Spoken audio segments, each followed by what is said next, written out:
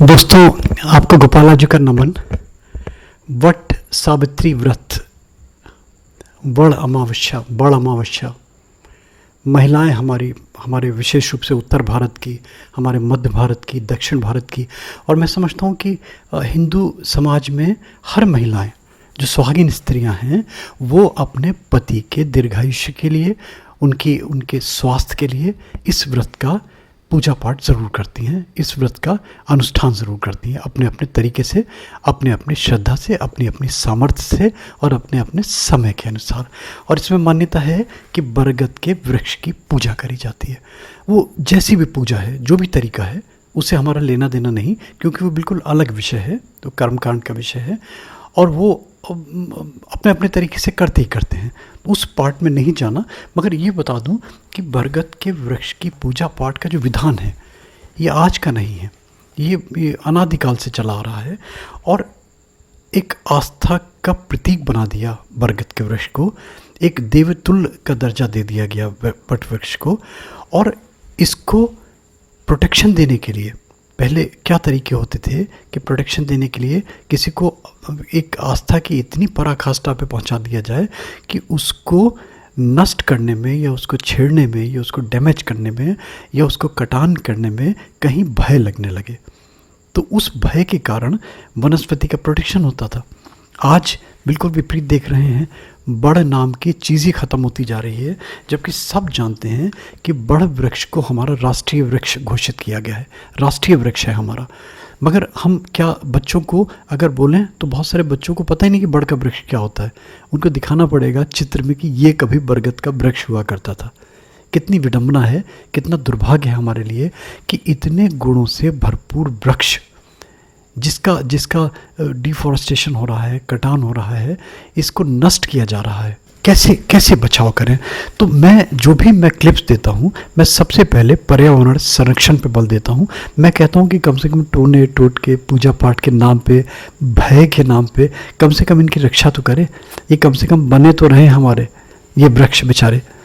तो इस उद्देश्य से मैं देता हूँ। देखिए, ये जो प्रयोग मैं करवा रहा हूँ बड़ वृक्ष का, आप सब इसको जानते होंगे। बड़ वृक्ष बहुत से लोगों को पता ही नहीं होगा बड़ वृक्ष क्या होता है। बेनियन ट्री बोलते हैं इंग्लिश में इसको, और इसका जो बॉटेनिकल नाम है ये this known as ficus benghalensis. Pronounce भी नहीं होगा, बड़ा टिपिकल सा नाम है, बहरहाल जो भी नाम है। और जो अग्नि पुराण में अगर देखेंगे, अग्नि पुराण में वर्णन मिलता है इसका कि ये उत्सर्जन को दर्शाता है, इसलिए जो निसंतान दंपत्ति होते हैं वो बरगद वृक्ष की पूजा पाठ करते हैं। उसके मैं विधान दूंगा, मैं बड़े सुंदर, बड़े सरल, बड़े प्रभावशाली मैं उपाय दूंगा उनके। मेरे पास सारी चीज़ें हैं, देने का समय नहीं, धीरे धीरे दे रहा हूँ मैं। और देखिए, अब अगर और हम पौराणिक उसमें जाते हैं, अगर हरिवंश पुराण में जाते हैं तो भरा पड़ा है बरगद वृक्ष का विधान। बहुत सारे इसके नाम मिलेंगे आपको वहाँ पे, 29 नामों का वर्णन मिलता है इसमें इसको अवरोही बोलते हैं, इसको जटाल बोलते हैं, इसको ध्रुव बोलते हैं, इसको नील बोलते हैं, इसको पाद रोहिणी बोलते हैं। 29 नाम हैं इसके, कहाँ तक गिनाएं इनको। तो ये महिलाएं जो पूजा पाठ करती हैं वो करें। मगर ये आज के ज़माने में देखिए, लंबी आयु से अच्छा होता है जीवन में सुखद जीवन हो, एमिकेबल रिलेशंस हो, परस्पर मधुर संबंध हो हस्बैंड वाइफ में। जो फैमिली डिस्प्यूट्स हो रहे हैं वो कैसे मिनिमाइज हो, उसके उद्देश्य के लिए लेके चल रहा हूँ। वो तो है ही, दीर्घायुष तो मानती हैं, तो हमारी सभ्यता है, भारतीय सभ्यता, कि हर महिला चाहती है कि मेरे पति दीर्घायुष को प्राप्त हो। हर महिला की इच्छा होती है, हर महिला की प्रभु से यही प्रार्थना होती है। मगर उसके साथ साथ मान लीजिए अगर जीवन में सुख नहीं है तो लंबा जीवन किस काम का? तो उसके निमित्त मैंने दिया है कि जीवन लंबा हो, सुखद हो, मधुर हो, माधुर्य हो, जीवन में कलुषता नहीं हो, द्वेष नहीं हो, क्लेश नहीं हो, लड़ाई झगड़े नहीं हो, डिस्प्यूट्स नहीं हो। उसके निमित्त मैंने ये छोटा सा प्रयोग दिया है, छोटा सा उपाय दिया है, आप इसके साथ करें। और एक सेपरेट वीडियो मैंने बनाया है, वो इसलिए कि कुछ लोगों की शिकायत आती है कि मैं ठीक से एक्सप्लेन नहीं कर पाता। देखिए, मैं कोई ओरेटर नहीं हूँ, मैं कोई पंडित नहीं है मेरे पास, तो मेरे पास वो भाषा नहीं है, जो एक वाक्पटुता वाली भाषा होती है, जो लच्छेदार बातें होती हैं। तो मैं सरल सीधा सच्चा इंसान, मेरे पास कोई सबसे बड़ी चीज़ कोई इंफ्रास्ट्रक्चर नहीं है, बड़े बड़े रॉ मेथड से मैं ऑडियो बनाता हूँ, वॉइस भी मेरी क्लैरिटी नहीं आ पाती, तो इसलिए मैंने उसका एक सेपरेट वीडियो भी बना दिया। वो वीडियो आप करें और देखिए, मैं ये आपको बता दूं कि जो मैं मानता हूँ कि इसको कब किया जाए। देखिए 12 अमावस्या आएंगी, तो और जो आपकी वट सावित्री व्रत है, बड़ा अमावस्या व्रत है हमारा, ये वर्ष में एक बार आता है। तो मैं कहता हूँ कि 12 बार में अगर मान लीजिए आप 2, 4, 5, 6, 7 बार भी इसको कर लेते हैं तो बहुत अच्छा अनुभव होगा आपको। और उससे भी अच्छा अगर आप मघा नक्षत्र चुनते हैं, क्योंकि बरगद वृक्ष का जो नक्षत्र हमने माना है वो मघा नक्षत्र को माना है। तो मघा नक्षत्र अगर मिल जाए और मघा नक्षत्र कभी किसी अमावस्या को मिल जाए तो वो और शुभ होगा, और भी अच्छा सिद्ध होगा आपके लिए। तो ये कॉम्बिनेशन अगर नहीं मिले तो 12 मघा नक्षत्र आएंगे आपके एक वर्ष में, इनमें 2 में, 3 में, 4 में आप ये वाला प्रयोग जो छोटा सा 3 बरगद के पत्तों से आप करें और देखें पारिवारिक सुख के लिए आपके जो हस्बैंड वाइफ के जो झगड़े हैं, पारिवारिक क्लेश जो हैं, फैमिली डिस्प्यूट्स हैं, कितने अच्छे आपको लगेंगे। और इसके साथ साथ उनके लिए भी मैंने देखा ये कि जो बहुत जिनका जो प्यार बिल्कुल चरम सीमा पे है और किन्हीं कारणों से कुछ ऐसे बहुत सारे ऐसे प्रॉब्लमेटिक रीजंस थे जिनकी वजह से उनका पारिवारिक जीवन नहीं बन पाया, उन लोगों के लिए भी बड़ा कारगर सिद्ध हुआ जिन्होंने ये वाला प्रयोग किया वट वृक्ष को लेके। ये करें, इसका सेपरेट वीडियो भी देख लें, मैंने लास्ट में दिया है कैसे बनाएंगे आप 3 पत्ते। इन पत्तों को बनाएं और पारिवारिक जीवन को सुखद बनवाएं। आयुष्य के साथ साथ दोनों चीज़ें साथ चलेंगी तो और भी अच्छा लगेगा। देखिए, बरगद के बड़ के 3 अखंडित साबुत पत्ते ले लीजिए, कहीं से खंडित नहीं होंगे, है ना, तीनों पत्ते। और इसमें एक पत्ता बड़ा हो और 2 पत्ते लगभग एक से साइज़ के हों, ये ले लीजिए आप। सिंदूर जो महिलाएं लगाती हैं, बाज़ार में मिलता है, ये सिंदूर ले लीजिए, इसको गंगा जल में घोल लीजिए। और जो मैं इसमें अंकित कर रहा हूँ बीज, इसमें बीज अंकित करने हैं। बीज वाले पत्ते में जो बड़ा पत्ता है, आप देख लीजिए किस तरीके से मैं बीज अंकित करूँगा। ये मैं दिखा देता हूँ क्योंकि लोगों की शिकायत होती है कि मैं क्लियरली बता नहीं पाता। ऐसे पहले तो सीधा पकड़ लीजिए पत्ते को, ये जो उधर से जिसकी पॉइंटेड पॉइंट है ये ऊपर है, इसकी जो वेन्स हैं ये अप साइड रहें, और इसमें सबसे ऊपर ओम अंकित करें। जैसा भी होता है ना, सुंदर बने कैसा बने, ओम अंकित कीजिए। बीच में खा बनाइए और खा के ऊपर अंग की बिंदी लगाइए, खंग बोलेंगे इसको। इसके नीचे का बनाइए और का के ऊपर अंग की बिंदी लगाइए। ये जो 3 मंत्र हैं ये वाले, ये एक प्रकार से ये ब्रह्म परमात्मा स्वरूप मंत्र हैं ये वाले। इन मंत्रों को सिद्ध बोलते हैं, इन मंत्रों को चमत्कारी मंत्र बोलते हैं। ये बहुत ही प्रभावशाली मंत्र हैं और ब्रह्म तत्व के प्रतीक हैं ये वाले, ब्रह्म परमात्मा के कारक हैं ये वाले मंत्र, तीनों मंत्र।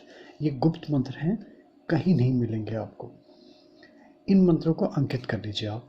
ये पत्ता एक साइड में रख दीजिए। दूसरे पत्ते पे सबसे ऊपर, जैसे वेन्स ऊपर जा रही हैं साइड में, इसके ऊपर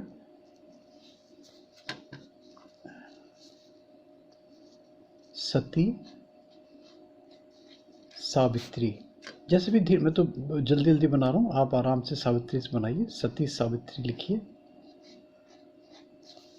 और नीचे अपना महिला का नाम जो भी बना रही हैं, महिला में कोई भी हैं, हमने मान लीजिए इसका नाम मान लीजिए ए रख दिया, ओके, ये बना लीजिए। फिर ये तीसरा पत्ता लीजिए, इस पत्ते में इसको वैसे ही सीधा पकड़ लीजिए, वेन्स इसके अपवर्ड्स रहें। ऊपर सत्यवान लिखिए और नीचे आप पति का नाम लिख लीजिए, मैंने मान लीजिए बी लिख दिया। ये प्रयोग उनके लिए भी मैंने करवाया जो विवाह नहीं हुआ जिनका, और बहुत ही एक प्यार की, एक स्नेह की बिल्कुल पारावार में हैं, है ना, क्लाइमेक्स में है और उनका किसी कारणों से नहीं हो रहा, ऐसे बहुत सारे लोगों को करवाया। मगर मैं उसको एनकरेज नहीं करता कभी इस टाइप की चीज़ों को, क्योंकि फिर ये चीज़ें एमेच्योर हैंड्स में चली जाती हैं।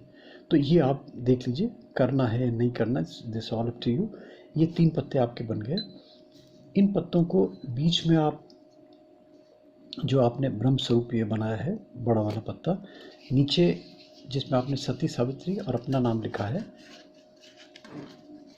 इसको रखिए। बीच में आप ब्रह्म वाला पत्ता रखिए, ऊपर आप सत्यवान वाला पत्ता रखिए, और इन पत्तों को मोड़ लीजिए इस तरीके से। एक बार मोड़ लिया और इसमें कलावा ले लीजिए लाल रंग का, और इसमें आप लपेट दीजिए, इसको बांध दीजिए। ये आपका बन जाएगा। ऐसे बनने के बाद में ये इसमें ऐसे गांठ बांध के एक माला स्वरूप बना लीजिए आप। बस इतना सा करना है।